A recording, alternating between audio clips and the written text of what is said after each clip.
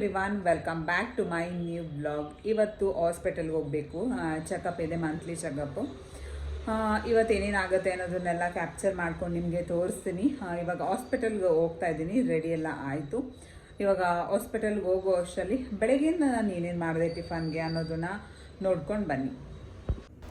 ಅವರೆಕಾಳನ್ನ ಬಳಸ್ಕೊಂಡು ಇಲ್ಲಿ ನಾನು ಖಾರ ಪೊಂಗಲ್ನ ಪ್ರಿಪೇರ್ ಮಾಡ್ತಾಯಿದ್ದೀನಿ. ಮೊದಲಿಗೆ ಒಂದು 3/4 ಕಪ್ ಆಗುವಷ್ಟು ಅಕ್ಕಿ ಮತ್ತು ಒಂದು 3/4 ಕಪ್ ಆಗುವಷ್ಟು ಹೆಸರು ಬೇಳೆನ ಹಾಕ್ಕೊಂಡು ನೀಟಾಗಿ ವಾಶ್ ಮಾಡಿಕೊಂಡು ಒಂದು 2ರಿಂದ 3 ಹಸಿಮೆಣಸಿನ್ಕಾಯಿ ಮತ್ತು ಅವರೆಕಾಳನ್ನ ನೀಟಾಗಿ ತೊಳೆದು ವಾಶ್ ಮಾಡಿ ಹಾಕ್ಕೊಂಡು ಅದಕ್ಕೆ ನೀರು ಎಷ್ಟು ಬೇಕೋ ಅಷ್ಟು ನೀರನ್ನ ಹಾಕ್ಕೊಂಡು 3 ಲೋಟ ನೀರನ್ನ ಹಾಕ್ಕೊಳ್ಳಿ. ಸ್ವಲ್ಪ ರುಚಿಗೆ ಎಷ್ಟು ಬೇಕಷ್ಟು ಉಪ್ಪು, ಸ್ವಲ್ಪ ಅರಿಶಿನ ಪುಡಿ ಹಾಕಿ ಒಂದು 2ರಿಂದ 3 ವಿಜಿಲ್ನ ಬರ್ಸ್ಕೊಳ್ಳಿ. ಇದಕ್ಕೆ ಸ್ವಲ್ಪ ಕಾಳು ಮೆಣಸನ್ನ ಇವಾಗಲೇ ನಾನು ಆ್ಯಡ್ ಮಾಡ್ತಾಯಿದ್ದೀನಿ. ಅದಾದಮೇಲೆ ನೀರನ್ನ ಸ್ವಲ್ಪ ಕುದಿಸ್ಕೊಂಡು ಈ ವಿಜಿಲ್ ಬಂದಮೇಲೆ ಅದಕ್ಕೆ ನೀರು ಎಷ್ಟು ಬೇಕು ಕನ್ಸಿಸ್ಟೆನ್ಸಿ ನೋಡಿಕೊಂಡು ಅದಕ್ಕೆ ಚೆನ್ನಾಗಿ ಮಿಕ್ಸ್ ಮಾಡ್ಕೊಳ್ಳಿ. ಅದಾದಮೇಲೆ ಇಲ್ಲಿ ಒಗ್ಗರಣೆಗೆ ಸ್ವಲ್ಪ ಎಣ್ಣೆ, ಜೀರಿಗೆ ಹಾಕಿ ಸ್ವಲ್ಪ ಈರುಳ್ಳಿನ ಹಾಕ್ಕೊಂಡಿದ್ದೀನಿ. ಬೇಕು ಅಂದರೆ ನೀವು ಬೆಳ್ಳುಳ್ಳಿನೂ ಕೂಡ ಹಾಕ್ಕೊಬೋದು. ಇಲ್ಲಿ ನಾನು ಪೊಂಗಲ್ಗೆ 1 ಟೇಬಲ್ ಸ್ಪೂನ್ ಆಗೋಷ್ಟು ತುಪ್ಪನ ಹಾಕ್ಕೊತೀನಿ. ಯಾವಾಗಲೂ ಖಾರ ಪೊಂಗಲ್ಗೆ ತುಪ್ಪ ಹಾಕ್ಕೊಂಡ್ರೆ ತುಂಬಾ ಚೆನ್ನಾಗಿರುತ್ತೆ. 1-2 ಬಾಡಿಗೆ ಮೆಣಸಿನ್ಕಾಯಿ, ಒಂದು ಸ್ವಲ್ಪ ಕರಿಬೇವು ಹಾಕಿ ಎಲ್ಲ ನೀಟಾಗಿ ಚೆನ್ನಾಗಿ ಫ್ರೈ ಆದಮೇಲೆ ಚೂರು ಹಿಂಗನ್ನ ಹಾಕ್ಕೊತಾ ಇದ್ದೀನಿ. ಹಿಂಗು ಎಲ್ಲ ನೀಟಾಗಿ ಘಮ ಬಂದಮೇಲೆ ನಾನು ಏನು ಪೊಂಗಲ್ನ ಮಾಡ್ಕೊಂಡಿದ್ನಲ್ವ ಅದಕ್ಕೆ ನಾನು ಈ ಒಗ್ಗರಣೆನ ಶಿಫ್ಟ್ ಮಾಡಿಕೊಂಡು ಮತ್ತೆ ಒಂದು ಸಲ ನೀಟಾಗಿ ಎಲ್ಲನೂ ಮಿಕ್ಸ್ ಮಾಡ್ಕೊತೀನಿ. ಇದೇನೇ ಸಿಂಪಲ್ಲಾಗಿ ಮಾಡ್ಕೊಬೋದು ಒಗ್ಗರಣೆನ. ಇದಕ್ಕೆ ಬೇಕಂದರೆ ನೀವು ಕಾಯಿ ತುರಿನೂ ಕೂಡ ಹಾಕ್ಕೊಬೋದು, ಚಿಕ್ಕದಾಗಿ ಕಟ್ ಮಾಡಿ. ಇಲ್ಲಾಂದರೆ ಹಸಿಮೆಣ್ಸಿನ್ಕಾಯಿ ಎಲ್ಲ ಜಜ್ಜಿ ಕೂಡ ಹಾಕ್ಕೊಬೋದು, ಬೆಳ್ಳುಳ್ಳಿ ಹಸಿಮೆಣ್ಸಿನ್ಕಾಯಿ ಎಲ್ಲ.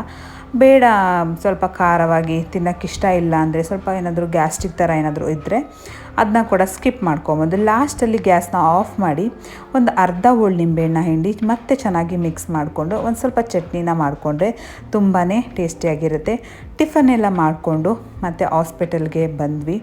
ಇನ್ನು ಡಾಕ್ಟರ್ ಬರೋದು ಲೇಟ್ ಆಗಿತ್ತು, ಒಂದು 12 ಆಗಿತ್ತು. ಅಷ್ಟರಲ್ಲಿ ಒಂದು ಸ್ವಲ್ಪ ಕಾಫಿನಾದರೂ ಕುಡ್ಕೊಂಡು ಬರೋಣ ಅಂದ್ಬಿಟ್ಟು ಹಂಗೆ ಪಕ್ಕದಲ್ಲೊಂದು ಹೋಟೆಲ್ ಇತ್ತು, ಹೋಟೆಲಲ್ಲಿ ಕಾಫಿನ ಕುಡ್ಕೊಂಡು ಬಂದು ಒಂದು ಸ್ವಲ್ಪ ಹೊತ್ತು ಕೂತಿದ್ವಿ. ಆಮೇಲೆ ಸ್ವಲ್ಪ ಚೆಕಪ್ ಎಲ್ಲ ರ್ಯಾಂಡಮ್ ಚೆಕಪ್ನ ಮಾಡ್ತಾರೆ, ಅದನ್ನು ವೀಡಿಯೋ ಮಾಡ್ಕೊಂಡಿಲ್ಲ ನಮ್ಮ ಮನೆಯವರು. ಆಮೇಲೆ ನಾನು ವಿಸಿಟ್ ಮಾಡೋಕ್ಕೆ ಹೋದೆ. ಹಾಸ್ಪಿಟಲಿಂದ ಮನೆಗೆ ಬಂದಾಯಿತು. ಇವತ್ತು ಗ್ರೋತ್ ಸ್ಕ್ಯಾನ್ ಇದೆ ಅಂತ ಅಂದ್ಕೊಂಡಿದ್ದೆ, ಬಟ್ ಇವತ್ತಿಲ್ಲ, ನೆಕ್ಸ್ಟ್ ಮಂತ್ ಇದೆ. ಅಲ್ಲಿ ನಾರ್ಮಲ್ ಮಂತ್ಲಿ ಚೆಕಪ್ ಏನಿರುತ್ತೆ ಅದು ಮಾಡಿ ಕಳಿಸಿದ್ರು ಅಷ್ಟೇ. ನಾರ್ಮಲಾಗಿ ಮಾತ್ರೆ ಪೌಡರ್ ಅದೆಲ್ಲ ಬರೆದ್ಬಿಟ್ಟು ಬೇಬಿ ಹಾಕ್ಬಿಟ್ಟು 148 ಇದೆ. ಲಾಸ್ಟ್ ಮಂತ್ 143 ಇತ್ತು, ಈ ಮಂತ್ 148 ಇದೆ. ನೋಡೋಣ, ವೆಯ್ಟ್ ಎಲ್ಲ ಗೊತ್ತಾಗೋದಿಲ್ಲ. ನೆಕ್ಸ್ಟ್ ಮಂತು ಗ್ರೋತ್ ಸ್ಕ್ಯಾನಿಂಗ್ ಇದೆ.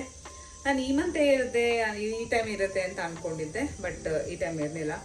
ಮನೆಗೆ ಬಂದೆ, ಅಡುಗೆ ಮಾಡಬೇಕು. ಅನ್ನಕ್ಕೆ ಇಕ್ಕಿದ್ದೀನಿ, ಸ್ವಲ್ಪ ಮಜ್ಜಿಗೆ ಹುಳಿ ಮಾಡೋಣ ಅಂತ ಅಂದ್ಕೊಂಡಿದ್ದೀನಿ. ತುಂಬಾ ಈಸಿಯಾಗಿ ಮಾಡ್ಕೊಬೋದು. ಇವಾಗ ಆಲ್ರೆಡಿ 1 o'clock ಆಗಿಬಿಟ್ಟಿದೆ. ಮಜ್ಜಿಗೆ ಹುಳಿ ಯಾವ ರೀತಿ ಮಾಡ್ಕೋಬೋದು ಈಸಿಯಾಗಿ, ನಾನು ಯಾವ ರೀತಿ ಬೇಗ ಈ ಥರ ಟೈಮ್ ಕಡಿಮೆ ಇರೋ ಟೈಮಲ್ಲಿ ಈ ಥರ ಕ್ವಿಕ್ಕಾಗಿ ಮಾಡುವಂಥ ಒಂದು ರೆಸಿಪಿನ ತೋರಿಸ್ತೀನಿ. ತುಂಬಾ ಟೇಸ್ಟಿಯಾಗಿರುತ್ತೆ. ಯಾವ ರೀತಿ ಮಾಡ್ತೀನಿ, ಅದಕ್ಕೆ ಏನೇನು ಬೇಕು ಅನ್ನೋದನ್ನೆಲ್ಲ ತೋರಿಸ್ತೀನಿ, ಬನ್ನಿ. ಇಲ್ಲಿ ನಾನು ಒಂದು ಸ್ವಲ್ಪ ತೆಂಗಿನಕಾಯಿನ ತಗೊಂಡಿದ್ದೀನಿ, ಮತ್ತು ಒಂದು 7-8 ಬೆಳ್ಳುಳ್ಳಿ ಹೆಸರು ತೊಗೊಂಡಿದ್ದೀನಿ, ಒಂದು 3 ಹಸಿಮೆಣಸಿನ್ಕಾಯಿ, ಒಂದು ಸ್ವಲ್ಪ ಕೊತ್ತಂಬರಿ ಸೊಪ್ಪು, ಮತ್ತು 1 ಟೇಬಲ್ ಸ್ಪೂನ್ ಆಗುವಷ್ಟು ಜೀರಿಗೆನ ಹಾಕೋತಾ ಇದ್ದೀನಿ. ಇದಿಷ್ಟನ್ನು ಚೆನ್ನಾಗಿ ಗ್ರೈಂಡ್ ಮಾಡ್ಕೊಬೇಕು ಇವಾಗ. ಮತ್ತು ಮಧ್ಯಾಹ್ನ ಸಾಂಬಾರನ್ನ ಪ್ರಿಪೇರ್ ಮಾಡ್ತಾಯಿದ್ದೀನಿ. ಇಲ್ಲಿ ಮೈಸೂರು ಸೌತೆಕಾಯಿನ ಆವಾಗಲೇ ಲಾಸ್ಟ್ ಟೈಮ್ ಸಾಂಬಾರು ಮಾಡಿದ್ನಲ್ಲ, ಮಜ್ಜಿಗೆ ಹುಳಿ ಮಾಡೋಣ ಅಂತಲೇ ಎತ್ತಿಟ್ಕೊಂಡಿದ್ದೆ. ಅದನ್ನು ನೀಟಾಗಿ ಚಿಕ್ಕದಾಗಿ ಕಟ್ ಮಾಡಿ ಸ್ವಲ್ಪ ಉಪ್ಪು ಮತ್ತು ಅರಿಶಿನ ಹಾಕಿ ಚೆನ್ನಾಗಿ ಬೇಯಿಸ್ಕೊಂಡು ಮಸಾಲೆ ಏನು ನಾನು ಹೇಳಿದ್ನಲ್ವ ಆ ಮಸಾಲೆನ ಹಾಕಿ ಒಂದು 5ರಿಂದ 10 ನಿಮಿಷ ಕುದಿಸ್ಕೊಂಡು ಒಗ್ಗರಣೆಗೆ ಸ್ವಲ್ಪ ಎಣ್ಣೆ, ಸಾಸಿವೆ ಮತ್ತು ಮೆಣಸಿನ ತಳ್ಳನ್ನ ಹಾಕಿ ಅದು ಚೆನ್ನಾಗಿ ಸ್ವಲ್ಪ ಫ್ರೈ ಆದಮೇಲೆ ಅದನ್ನು ಇಲ್ಲಿಗೆ ಟ್ರಾನ್ಸ್ಫರ್ ಮಾಡೋದಷ್ಟೇ. ಬೇಕು ಅಂತಂದರೆ ನೀವು ಸ್ವಲ್ಪ ಉಪ್ಪು ನೋಡಿ ಹಾಕೊಬೋದು. ಖಾರ ಪುಡಿ ಎಲ್ಲ ಯೂಸ್ ಮಾಡೋ ಅವಶ್ಯಕತೆ ಇರೋದಿಲ್ಲ, ಯಾಕಂದರೆ ಗ್ರೀನ್ ಚಿಲ್ಲಿನ ಯೂಸ್ ಮಾಡೋದ್ರಿಂದ ಅದೇ ಖಾರ ಇರುತ್ತೆ, ಒಂಥರ ಚೆನ್ನಾಗಿರುತ್ತೆ. ನನಗೂ ಸಖತ್ ಇಷ್ಟ ಆಯಿತು ಮಜ್ಜಿಗೆ ಹುಳಿ. ಇದನ್ನು ಮಾಡೋಣ ಅಂತಲೇ ನಾನು ಲಾಸ್ಟ್ ಟೈಮು ಮೈಸೂರು ಸೌತೆಕಾಯಿ ತೊಗೊಂಡು ಬಂದಿದ್ದಾಗ ಇಟ್ಕೊಂಡಿದ್ದೆ ನಿಜವಾಗ್ಲೂ. ಆಮೇಲೆ ಒಂಥರ ಅನ್ನ ಸಾಂಬಾರು ತಿಂದ್ರೂ ಲೈಟ್ ಫುಡ್ ಅಂತ ಅನಿಸುತ್ತೆ, ಹೆವಿ ಥರ ಏನು ಅನಿಸೋದಿಲ್ಲ. ಒಗ್ಗರಣೆನೂ ಅಷ್ಟೇ ಸಿಂಪಲ್ ಒಗ್ಗರಣೆ, ಸಾಂಬಾರು ಕೂಡ ಅಷ್ಟೇ ಸಿಂಪಲ್ಲಾಗಿ ಆಗೋಗುತ್ತೆ. ಟೈಮ್ ಇಲ್ಲದೇ ಇರೋವಾಗ ಈ ಥರದ್ದೊಂದು ಸಿಂಪಲ್ಲಾಗಿ ಮಾಡಿಕೊಂಡ್ರೆ ತುಂಬಾ ಟೇಸ್ಟಿಯಾಗಿರುತ್ತೆ. ಯಾಕಂದರೆ ಬೇರೆ ಥರ ಸಾಂಬಾರುಗಳನ್ನೆಲ್ಲ ನಾವು ಮಾಡಿಕೊಂಡು ತಿಂತಾ ಇರ್ತೀವಿ, ಮಸಾಲೆ ಸಾಂಬಾರಾಗಿರಲಿ, ಬೇಳೆ ಸಾಂಬಾರು, ರಸಮ್ ಆಗಿರಲಿ. ಬಟ್ ಈ ಥರದ್ದು ಅದ್ರ ಮಧ್ಯೆ ಇದನ್ನು ಒನ್ ಟೈಮ್ ಮಾಡಿಕೊಂಡ್ರೆ ಒಂಥರ ಚೆನ್ನಾಗಿ ಅನಿಸುತ್ತೆ. ಮೈಸೂರು ಸೌತೆಕಾಯಿ ಇಲ್ಲ ಅಂತಂದರೆ ಹೀರೆಕಾಯಲ್ಲೂ ಮಾಡ್ಕೊಬೋದು, ಬೂದುಗುಂಬಳಕಾಯಲ್ಲಿ ಮಾಡ್ಕೊಬೋದು. ಟೇಸ್ಟು ಕೂಡ ತುಂಬಾ ಚೆನ್ನಾಗಿರುತ್ತೆ. ಎಲ್ಲ ಆಫ್ ಮಾಡಿ ಆದಮೇಲೆ ಗ್ಯಾಸ್ನ ಲಾಸ್ಟಲ್ಲಿ ಎಷ್ಟು ಬೇಕಷ್ಟು ಸ್ವಲ್ಪ ಮಜ್ಜಿಗೆನ ಆ್ಯಡ್ ಮಾಡ್ಕೊಬೇಕು. ಅದಾದಮೇಲೆ ಕುದಿಸೋ ಅವಶ್ಯಕತೆ ಏನು ಇರೋದಿಲ್ಲ. ತುಂಬಾ ನನಗಂತೂ ಸಖತ್ ಇಷ್ಟ ಆಯಿತು. ನೀವು ಒಂದ್ಸಲ ಟ್ರೈ ಮಾಡಿ. ಮತ್ತು ಊಟ ಎಲ್ಲ ಆದಮೇಲೆ ವಾಟರ್ ಮಿಲನ್ ಇತ್ತು, ಸೊ ಅದನ್ನು ಕೂಡ ಕಟ್ ಮಾಡಿ ತಿಂದೆ. ಸ್ವಲ್ಪ ಪೆಪ್ಪರ್ ಮತ್ತು ಸಾಲ್ಟ್ ಹಾಕ್ಕೊಂಡು ತಿಂದರೆ ಚೆನ್ನಾಗಿರುತ್ತೆ. ಯಾವಾಗಲೂ ಅಷ್ಟೇ ಯಾವುದೇ ಫ್ರೂಟ್ಸ್ ತಿಂದರೆ ಒಂದು ಸ್ವಲ್ಪ ಸಾಲ್ಟ್ನ ಆ್ಯಡ್ ಮಾಡ್ಕೊಳ್ಳಿ, ಯಾಕಂದರೆ ಬೇಗ ಕೋಲ್ಡ್ ಆಗೋದಿಲ್ಲ. ಆನ್ಲೈನಲ್ಲಿ ಒಂದು 4 ಪ್ಯಾಂಟ್ನ ತರಿಸ್ಕೊಂಡಿದ್ದೆ. ನಾರ್ಮಲ್ ಸ್ಟ್ರೇಟ್ ಕಟ್ ಪ್ಯಾಂಟ್ ಬರುತ್ತೆ ನೋಡಿ, ಆ ಥರ ತರಿಸ್ಕೊಂಡಿದ್ದೆ. ಕ್ವಾಲಿಟಿ ಯಾವ ಥರ ಇದೆ ನೋಡೋಣ. ಈ ಟೈಮಲ್ಲಿ ನನಗೆ ಅಷ್ಟೊಂದಾಗಿ ಲೆಗ್ಗಿನ್ಸ್ ಅಷ್ಟು ಕಂಫರ್ಟಬಲ್ ಇಲ್ಲ ಹಾಕೊಳ್ಳೋಕ್ಕೆ. ಅದಕ್ಕೇ ಇದು ಯಾವ ಥರ ಬರುತ್ತೆ ಅಂತ ಅಂದ್ಬಿಟ್ಟು ತರಿಸ್ಕೊಂಡಿದ್ದೀನಿ. ಫಸ್ಟ್ ಟೈಮ್ ಆರ್ಡ್ರ್ ಮಾಡಿರೋದು ಆ ವೆಬ್ಸೈಟಲ್ಲಿ.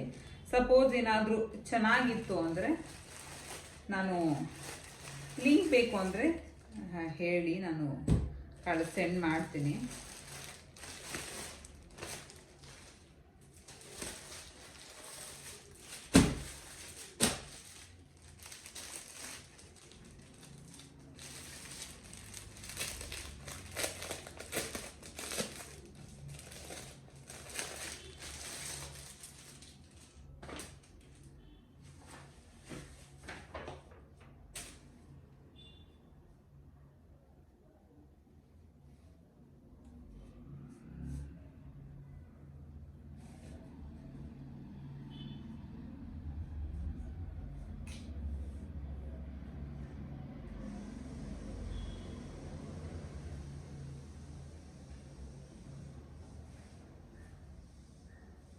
ನಾರ್ಮಲ್ ಆಗಿ ಒಂದು 4 ಕಲರ್ನ ತರಿಸ್ಕೊಂಡಿದ್ದೆ. ನೋಡೋಣ, ಒಂದ್ಸಲ ಯೂಸ್ ಮಾಡಿದ್ರ ಮೇಲೆ ಗೊತ್ತಾಗುತ್ತೆ ಕ್ವಾಲಿಟಿ ಯಾವ ಥರ ಇದೆ ಅಂತ. ಸ್ವಲ್ಪ ತೆಳು ಇದೆ, ಜಾಸ್ತಿ ಮಂದ ಇಲ್ಲ. ನೋಡೋಣ, ಒಂದ್ಸಲ ವಾಶ್ ಮಾಡಿದ್ಮೇಲೆ ಗೊತ್ತಾಗುತ್ತೆ ಕಲರ್ ಏನಾದರೂ ಶೇಡ್ ಆಗುತ್ತಾ ಇಲ್ವಾ ಅಂತ. ಇದು ಒಂದು ಬ್ಲೂ ಕಲರ್ ತರಿಸ್ಕೊಂಡಿದ್ದೆ, ನೇವಿ ಬ್ಲೂ. ಇದೊಂದು ಮತ್ತು ನಾರ್ಮಲ್ ವೈಟ್ ಮತ್ತು ಗೋಲ್ಡನ್ ಕಲರ್ ತರಿಸ್ಕೊಂಡಿದ್ದೆ.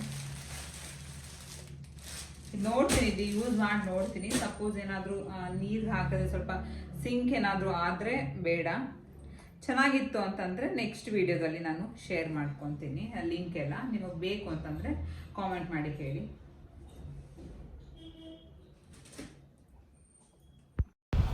ಮತ್ತು ಮಿಂತ್ರಾದಿಂದನೂ ಒಂದು ಆರ್ಡರ್ನ ನಾನು ಮಾಡಿದ್ದೆ. ಯಾಕೆ ಇಷ್ಟೊಂದು ಆರ್ಡ್ರ್ ಮಾಡ್ಕೊತಾ ಇದ್ದೀನಿ ಅಂತ ಅಂದರೆ, ಇವಾಗ ಲಾಸ್ಟ್ ನಮ್ಮದು ಏನು ಪ್ರೆಗ್ನೆಂಟ್ಗಿಂತ ಮುಂಚೆ ಯೂಸ್ ಮಾಡುವಂಥ ಒಂದು ಪ್ಯಾಂಟ್ಗಳಾಗಿರಲಿ, ಬಟ್ಟೆಗಳಾಗಿರಲಿ, ಈ ಒಂದು ಟೈಮ್ನಲ್ಲಿ ಅದು ಅಷ್ಟು ಅನ್ಕಂಫರ್ಟಬಲ್ ಫೀಲ್ ಆಗುತ್ತೆ. ಆದಷ್ಟು ಫ್ರೀಯಾಗಿರೋ ಬಟ್ಟೆಗಳು ಹಾಕ್ಕೊಳ್ಳೋಕ್ಕೆ ಇಷ್ಟ ಆಗುತ್ತೆ. ಮತ್ತು ಫೋಟೋಶೂಟ್ ಮಾಡಿಸ್ಬೇಕಾಗಿತ್ತಲ್ವ, ಮೆಟರ್ನರಿ ಫೋಟೋಶೂಟ್, ಅದಕ್ಕೋಸ್ಕರ ಇದನ್ನು ಮಿಂತ್ರಾದಲ್ಲಿ ಆರ್ಡ್ರ್ ಮಾಡ್ಕೊಂಡಿದ್ದೆ. ಇದೇನಾಗಿದೆ ಅಂದರೆ ಸೈಜು ಒಂದು ಸ್ವಲ್ಪ ಚಿಕ್ಕದಿದೆ, ಅದಕ್ಕೆ ನಾನು ಎಮ್ ಸೈಜ್ನ ಮಾಡ್ಕೊಂಡಿದ್ದೆ. ಬಟ್ ಎಲ್ ಸೈಜ್ನ ಮಾಡ್ಕೊಬೇಕಾಗಿತ್ತು, ಅದನ್ನು ಕೂಡ ರಿಟರ್ನ್ ಕಳಿಸಿದ್ದೀನಿ, ಎಕ್ಸ್ಚೇಂಜ್ಗೆ ಹಾಕಿದ್ದೀನಿ. ಮತ್ತು ಮಸಾಲೆ ಪುರಿನ ತಿನ್ನಬೇಕು ಅಂತಂದ್ಬಿಟ್ಟು ಮಸಾಲೆ ಪುರಿ ತರಿಸ್ಕೊಂಡಿದ್ದೆ. ತುಂಬಾ ದಿವಸ ಆಗಿತ್ತು. ನಾನು ನಾರ್ಮಲಾಗಿ ಮಸಾಲೆ ಪುರಿ ಎಲ್ಲ ನಾನು ತಿನ್ನೋಕ್ಕೆ ಹೋಗೋದಿಲ್ಲ. ಯಾವಾಗಲೂ ಅಪರೂಪ ಒಂದು 6 ತಿಂಗಳಿಗೋ ಇಲ್ಲಾಂದರೆ ಒಂದು 4-5 ತಿಂಗಳು ಆ ಥರ ತಿನ್ನೋದು. ನಾನು ತುಂಬಾ ರೇರಾಗಿ ತಿನ್ನೋದು. ನನಗೆ ಮಸಾಲೆ ಎಲ್ಲ ಸ್ವಲ್ಪ ಮೈಲ್ಡಾಗಿ ಇಷ್ಟಪಡ್ತೀನಿ. ಜಾಸ್ತಿ ಖಾರ ಎಲ್ಲ ಸ್ಪೈಸಿ ಇದ್ದರೆ ನನಗೆ ಇಷ್ಟ ಆಗೋದಿಲ್ಲ. ನಾನು ಮಸಾಲೆ ತಿನ್ನೋದೇ ಕಡಿಮೆನೇ. ಬಟ್ ಇಲ್ಲಿ ಒಂದು ಕಡೆ ಚೆನ್ನಾಗಿ ಇಷ್ಟ ಆಗುತ್ತೆ, ಸೊ ಅದಕ್ಕೋಸ್ಕರ ಅಲ್ಲಿ ತರಿಸ್ಕೊಂಡು ತಿಂದೆ. ಅದಾದಮೇಲೆ ಮತ್ತು ನೈಟ್ ಊಟಕ್ಕೆ ನನ್ನ ಫೇವ್ರೆಟ್ ಅಕ್ಕಿ ರೊಟ್ಟಿನ ಮಾಡ್ಕೊಂಡಿದ್ದೆ. ಮತ್ತು ಈ ಸಿಂಪಲ್ ವ್ಲಾಗ್ ನಿಮಗೆ ಇಷ್ಟ ಆಗಿದೆ, please like, share, comment and subscribe.